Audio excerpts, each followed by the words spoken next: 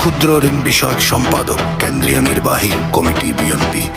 Doctor M A Qayyum ভাইয়ের পক্ষ থেকে দেশ ও দেশের বাহিরে সকল মুসলিম ভাই ও বোনকে জানাই পবিত্র ঈদুল ফিতরের শুভেচ্ছা ও অভিনন্দন। ভালোবাসা হোক শক্তি, ঐক্য